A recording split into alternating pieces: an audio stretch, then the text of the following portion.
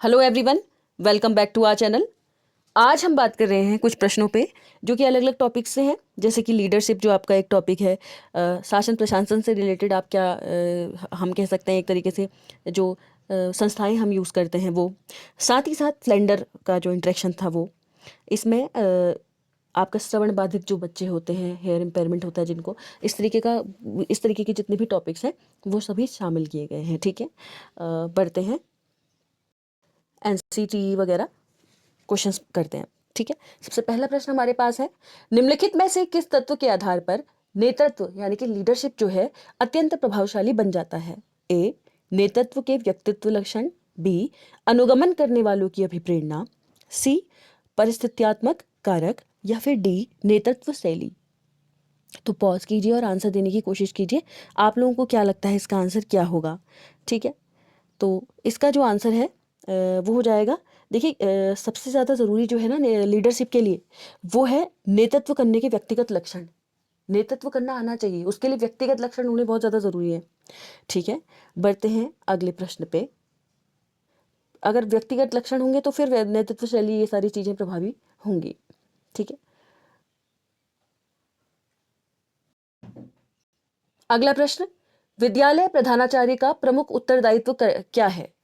निदेशात्मक कार्यक्रम को संगठित करना, निर्देशात्मक कार्यक्रम को नेतृत्व प्रदान करना, अभिभावकों की आलोचनाओं को सुनना, या अनुशासनात्मक समस्याओं का समाधान करना। तो क्या लगता है आपको क्या होगा इसका आंसर?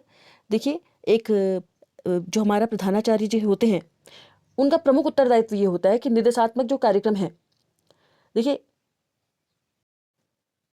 प्रमुख कार्य ये होता है कि जो निर्देशात्मक कार्यक्रम है उसको नेतृत्व प्रदान करें। ठीक है, एक तरीके का लीडर होता है जो हमारा प्रधानाचार्य होता है। बढ़ते हैं अगले प्रश्न पे। रचनात्मक मूल्यांकन का मुख्य प्रयोजन है? ए, विषय वस्तु के मूल्यांकन का बोध कम करना, बी, सतत मूल्यांकन करना, सी, विद्यार्थियों ने किस हद तक सीखा है उसका मूल्यांकन करना, या फिर डी, विद्यार्थियों को और अधिक ज्ञान प्राप्त करने में सहायता प्रदान करना।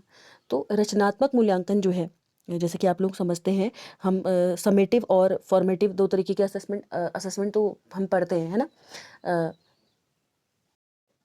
तो ये क्या कार्य करता है, क्या इसका प्रयोजन है? खाली विषय वस्तु के मूल्यांकन का बोझ कम करता है, सतत मूल्यांकन करता रहता है, विद्यार्थियों ने किस हद तक सीखा है उसका मूल्यांकन करता है, या विद्यार्थियों को और अधिक ज्ञान प्राप्त करने में सहायता प्रदान करता है। तो आई होप आप समझ सकते हैं, एंड में जो फाइनल में जाके आपका क्या होता है, असेसमेंट होता है, उसे समेटिव कहते हैं। जो आप पढ़ा रहे हैं उसके दौरान करते रहते हैं, जैसे आपने पढ़ाया उसके दौरान आपने कुछ क्वेश्चन पूछा, बच्चे ने आंसर दिया, वो फॉर्मेटिव होता है ना?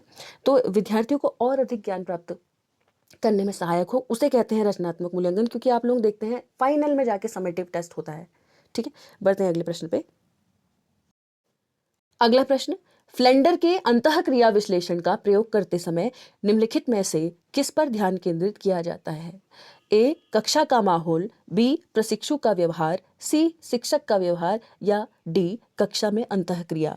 तो जैसा कि आप लोग समझते हैं, फ्लेंडर ने जो दिए थे 10 तरीके की उसने बातें करी थी फ्लेंडर ने, है ना? 10 पॉइंट हैं फ्लेंडर के, जो इंटरेक्शन है फ्लेंडर का। उसमें फ्लेंडर जो है, देखिए अब टीचर टॉक, पीपल टॉक और साइलेंस के बारे में बात करते हैं, है ना?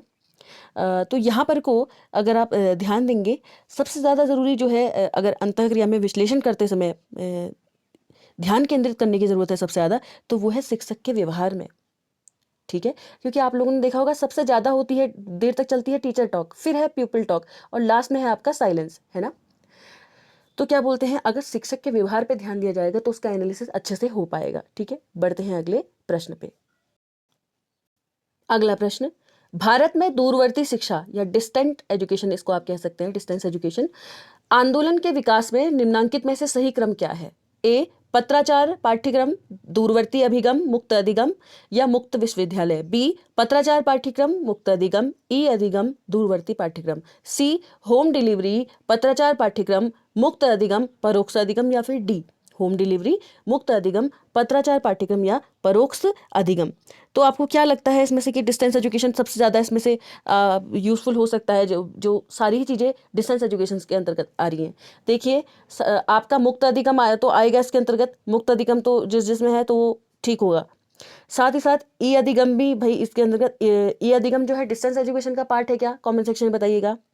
देखिए, मुक्त अधिगम आएगा पत्राचार पाठ्यक्रम भी आ जाता है, होम डिलीवरी भी आएगी, क्योंकि वो सोचिए अगर आप डिस्टेंस एजुकेशन ले रहे हैं तो आपके पास कहीं दूर से चीज़ें आ सकती हैं, और परोक्ष अधिगम। तो ऑप्शन नंबर सी हमारा क्या हो जाएगा, राइट आंसर हो जाएगा। ठीक है, बढ़ते हैं अगले प्रश्न पे।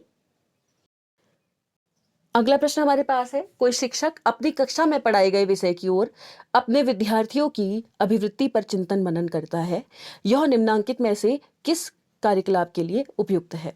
ए, अधिगम की पूर्व संक्रियात्मक अवस्था, बी, अधिगम की अंतः संक्रियात्मक अवस्था, सी, अधिगम की पश्च संक्रियात्मक अवस्था, या फिर डी, अधिगम की अंतर्ध्यान अवस्था। आई होप आप सभी को पता होगा, फेज ऑफ टीचिंग आप लोगों ने पढ़े होंगे, 3 तरीके के हैं। ठीक है, एक तो आपका होता है पूर्व संक्रियात्मक, जिसमें क्या होता है, प्रिएक्टिव टीचिंग, प्रिएक्टिव लेवल ऑफ टीचिंग है ना, मतलब प्रिएक्टिव टीचिंग, सॉरी नॉट लेवल।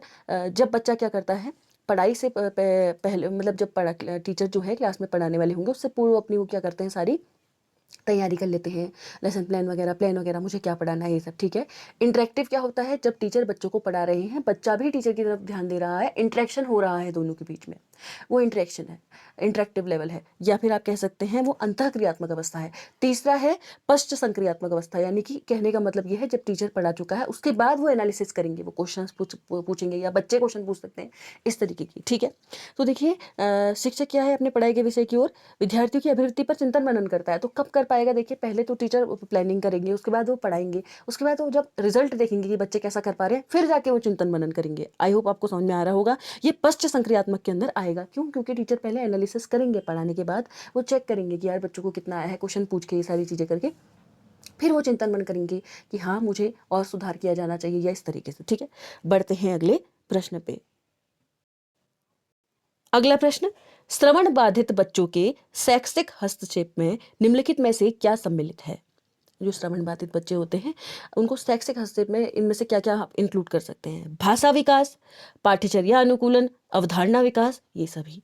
तो याद रखिएगा, भाषा विकास भी हमें उनका कराना होता है, पाठ्यचर्या जो है उसमें अनुकूलन, उसको अनुकूलन वो बैठा सके, ये भी हमें कराना होता है, अवधारणा कॉन्सेप्ट का उनके अंदर डेवलपमेंट ये भी कराना होता है। तो ये सभी चीज़ें क्या कराई जानी चाहिए, कराई जानी चाहिए। ठीक है, बढ़ते हैं अगले प्रश्न पे। तो इसका आंसर हमारा हो जाएगा ऑप्शन नंबर डी। ठीक है, अगला प्रश्न,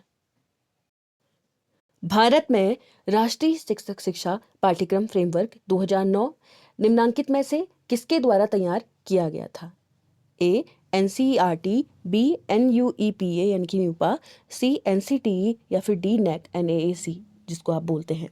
तो ध्यान दीजिएगा, जो राष्ट्रीय शिक्षक शिक्षा पाठ्यक्रम फ्रेमवर्क था, एनसीएफटी जो था 2009 जो आया था, वो एनसीटी जो है हमारा, जो आपको पता ही होगा, national council for teacher education में, इसके लिए भी आप लोगों ने पता ही है आप लोगों को, राष्ट्रीय शिक्षक की शिक्षा में गुणवत्ता में सुधार करना और उसका पाठ्यक्रम किस तरीके से होना चाहिए, वो फ्रेमवर्क सुधार करना था। ठीक है, इसका मेन मोटिव। तो बात करते हैं, इसका आंसर एनसीटी। ठीक है, याद रखिएगा। हमारा एक और क्वेश्चन, शिक्षक शिक्षा के बाद पे 2 संस्थाएं ऐसी हैं जो बहुत ज़्यादा बात करती हैं, एक तो एनसीटी है, दूसरा कौन सा है आप कमेंट सेक्शन में बताइएगा, मैंने बताया है प्रीवियस वीडियोस में। ठीक है, बढ़ते हैं अगले प्रश्न पे। संकाय सुधार कार्यक्रम निम्नांकित में से किसके निमित्त है? प्राथमिक विद्यालय के शिक्षक, पूर्व प्राथमिक विद्यालय के शिक्षक, माध्यमिक विद्यालय के शिक्षक, या फिर महाविद्यालय और विश्वविद्यालय के शिक्षक? तो याद रखिएगा, जो संकाय सुधार कार्यक्रम है वो महाविद्यालय और विश्वविद्यालय के शिक्षकों के लिए चलाया गया कार्यक्रम है, क्योंकि चूंकि हमारे इसमें यूजीसी भी है, अन्य चीज़ें भी हैं जो विश्वविद्यालय से रिलेटेड चीज़ों के बारे में है, तो ये कहीं ना कहीं डाल दिया गया प्रश्न। ठीक है, अगले प्रश्न पर बढ़ते हैं। नेक्स्ट क्वेश्चन, निम्नलिखित में से किस संस्था का प्रमुख कार्य भारत में शिक्षा में योजना व प्रशासन से संबद्ध है?